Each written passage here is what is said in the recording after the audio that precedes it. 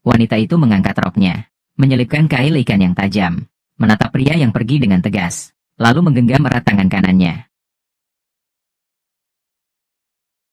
Amei adalah pemilik tempat pemancingan ini. Dia membangun banyak rumah perahu, khusus untuk menarik turis yang suka memancing. Tapi demi dapat uang tambahan, Amei sering keluar masuk kamar yang berbeda di malam hari.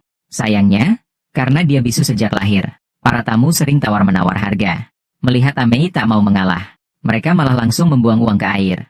Meski tahu tamu itu menghinanya, Amei hanya bisa menunduk mengambil uang itu. Dia membentangkan koran di atas uang yang basah, berusaha keras menyerap airnya. Tapi hasilnya sepertinya tak memuaskan. Menatap kelompok pria menyebalkan itu, Amei memutuskan untuk membalas dendam. Dia menatap tajam sekelompok polisi itu. Akhirnya menemukan kesempatan. Si botak sedang telepon dengan istrinya. Sama sekali tak memperhatikan bahaya di bawah kakinya. Tak bisa memberimu apapun. Awalnya ingin memanfaatkan momen untuk menenggelamkan si botak. Tapi teriakan minta tolong malah memanggil teman-temannya. Akhirnya dia diselamatkan orang. Sementara Amei diam-diam muncul dari air. Dengan penuh dendam menusukkan pisau ke badan perahu. Hari itu, ada tamu spesial datang ke tempat pemancingan. Dia tinggal di atas air selama beberapa hari. Tak pernah keluar untuk memancing. Juga tak memanggil Amei untuk melayaninya. Amei sangat penasaran dengan pria ini. Selalu tak tahan untuk mengintipnya. Tapi lama-lama dia menyadari. Pria ini sepertinya punya beban pikiran. Selalu sembunyi dan menangis diam-diam. Entah kenapa melihat pria itu begitu sedih. Hati Amei ikut rasa perih. Dia selalu diam-diam menatap pria itu. Tak rela mengalihkan pandangan sedikit pun. Meski demi mencari nafkah. Hidupnya sangat kotor. Tapi di dalam hati, dia sangat mendambakan cinta. Tapi Amei tak tahu. Pria itu sebenarnya pembunuh. Karena istrinya mengkhianatinya. Dia langsung menembak mati pasangan itu. Sebagai seorang polisi, Amei tenggelam dalam penyesalan setelahnya. Selalu dihantui rasa bersalah. Malam itu dia tak lagi sanggup menahan siksaan. Dia langsung mengarahkan pistol ke kepalanya. Tapi tepat saat dia menangis kesakitan, sebuah jarum besi tiba-tiba menembus lantai. Membuatnya ketakutan hingga melempar pistol ke air. Dia mendongak. Amei sedang mendayung perahu, perlahan melintas. Pria itu sepertinya menyadari sesuatu. Dia tak lagi mencari kematian. Malah mulai belajar memancing. Dia memotong kawat di rumah perahu. Dengan canggung memutar-mutarnya. Akhirnya berhasil membuat kail ikan. Lalu asal melemparnya ke air. Amei yang datang buru-buru mengambil kail itu. Memeriksanya dengan penuh rasa ingin tahu. Dia mengeluarkan ciuman kecil. Mengambil umpan dan memasangnya di kail. Lalu diam-diam kembali ke rumah perahunya. Gadis itu menatapnya penuh harap. Tak disangka, Amei akhirnya berhasil memancing ikan. Tapi diam-diam melepasnya kembali. Sisi baik hati seperti ini makin membuat Amei terpikat. Dan pria itu tak lagi memikirkan bunuh diri. Malah mulai membuat kerajinan tangan. Agar bisa lebih dekat dengannya. Amei sengaja datang ke rumah perahu, tapi hanya bermain dengan burung di kandang. Pria itu mendengar suara dan keluar memeriksa, tapi keduanya tak saling bicara. Amei malu-malu lalu pergi. Di saat kunci, pria itu memanggilnya, dan memberikan ayunan yang sudah dibuatnya, sebagai ucapan terima kasih karena telah menyelamatkannya. Tapi Amei seperti kesurupan. Setiap hari menatap ayunan sambil tersenyum bodoh, seolah itu jadi tanda cinta mereka. Amei semakin menyukai pria di depannya. Dia tak bisa bicara. Jadi mencoba memakai cermin untuk menarik perhatian. Tapi pria itu sama sekali tak tertarik. Wajahnya terlihat cuek. Tapi Amei malah mengira dia malu.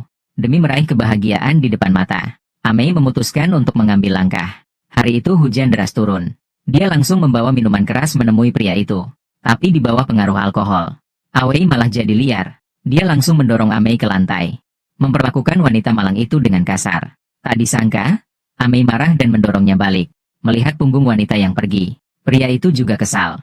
Lagi pula cuma pelacur. Kenapa dia tak bisa menyentuhnya? Amei malah mempermalukannya. Sengaja memanggil wanita lain untuknya. Tapi semua wanita yang melayani di rumah perahu harus naik perahu kecil milik Amei. Meski tak rela, Amei hanya bisa jadi alat. Melirik pria di dalam rumah, dia lalu pergi dengan marah. Sementara wanita itu mulai membuka baju. Amei malah mati-matian menghentikan. Dia merasa tingkah Amei aneh. Tapi dia tak bisa mengubah apapun. Hanya diam-diam bermain dengan kawat. Segera membuat sepeda kecil. Gadis itu diam-diam memperhatikan di samping. Langsung merasa tertarik pada Amei. Keduanya asyik mengobrol. Tiba-tiba bos gadis itu masuk. Karena layanan kali ini terlalu lama, bos itu mengumpat habis-habisan pada Amei. Hampir saja mereka berkelahi. Gadis itu khawatir Amei terluka. Langsung berdiri di depannya. Bos itu pergi sambil terus mengomel. Tapi tak beberapa hari, gadis itu datang lagi. Kali ini dia berdandan polos. Susah payah menyempatkan diri ke sini. Mereka mengobrol dari siang sampai malam, lalu mulai berbincang lebih dalam. Tapi saat momen penting tiba, Amei tiba-tiba muncul.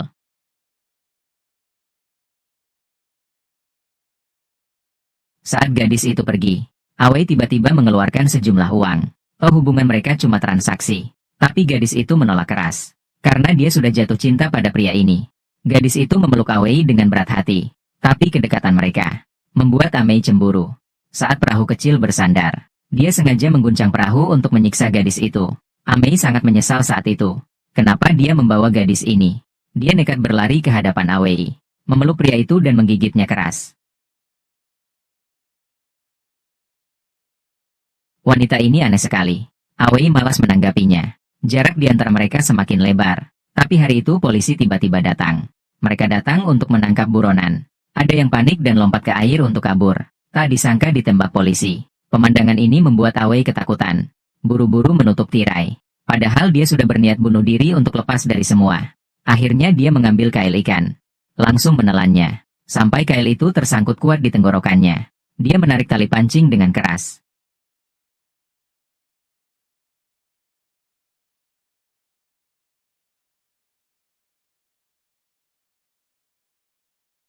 Awei jatuh ke lantai dengan kesakitan. Kakinya gemetar tak berdaya. Untungnya Amei datang tepat waktu. Dia kaget dengan apa yang dilihatnya. Tapi melihat polisi yang mencari di luar, Amei langsung paham sesuatu. Dia menyembunyikan Awei. Lalu berlutut pura-pura membersihkan lantai. Polisi datang tapi tak menemukan apa-apa. Meski begitu, mereka tetap memeriksa sekeliling.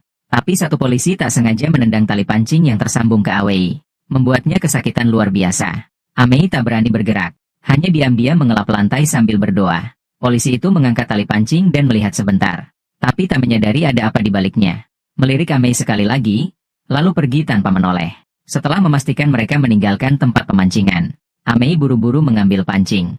Lalu perlahan memutar gagangnya. Menarik Awei yang ada di bawah air. Susah payah dia naik ke rumah perahu.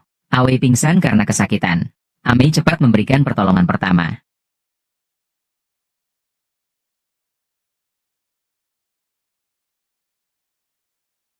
Meski Awei sadar kembali, tubuhnya masih kejang-kejang. Khawatir dia menggigit lidahnya. Amei memakai kayu untuk menahan mulutnya. Untuk meredakan sakit di tenggorokan, Amei mulai mengusap tubuhnya pelan.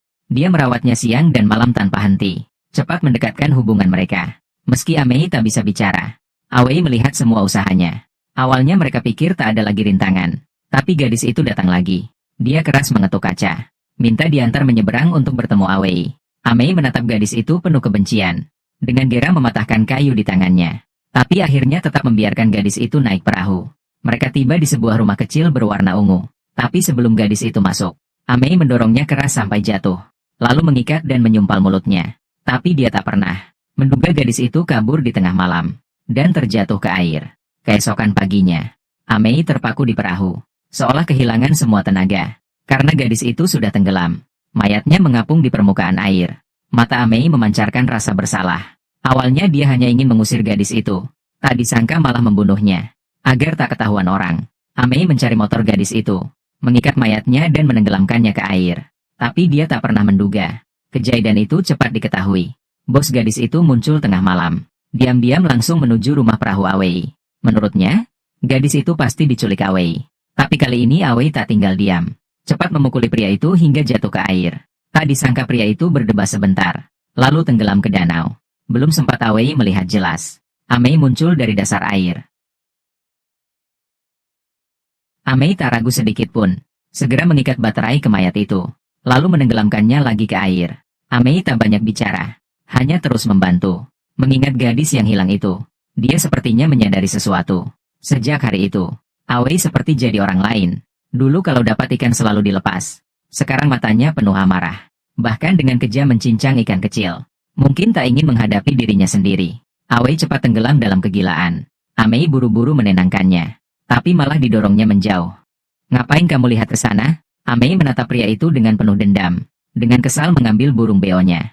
Lalu melemparnya ke air. Melihat kandang itu tenggelam, Awei langsung seperti binatang liar yang mengamuk. Mengaum dan hendak pergi. Amei mencoba menghentikannya. Tapi lagi-lagi didorong Awei ke samping. Keduanya mulai saling dorong. Hingga akhirnya bertarung sengit. Tamparan keras benar-benar memicu amarah Awei. Kamu mabuk sedikit ya? Kamu minta apa sih sekarang? Aku tak akan kasih apapun ke kamu nanti.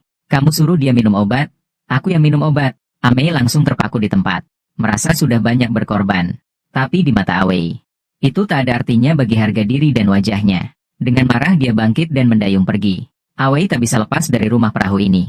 Hanya bisa memotong tali dengan geram, menggunakan ember untuk mengapung ke tepi. Tapi dia ceroboh. Ember itu malah hanyut. Awei tak pandai berenang. Hanya bisa berdebah di tempat. Melihat dia hampir tenggelam, Amei baru datang perlahan, menatapnya dengan sinis, lalu melempar pancing. Mempermainkannya seperti kucing dan anjing. Saat itu Awei sangat ingin hidup, langsung meraih tali itu.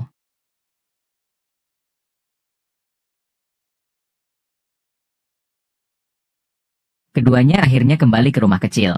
Tapi baru saja Awei melepas kail, dia langsung menekan Amei ke lantai, menamparnya berulang kali. Tapi masih belum puas. Akhirnya berdiri dan menendangnya keras.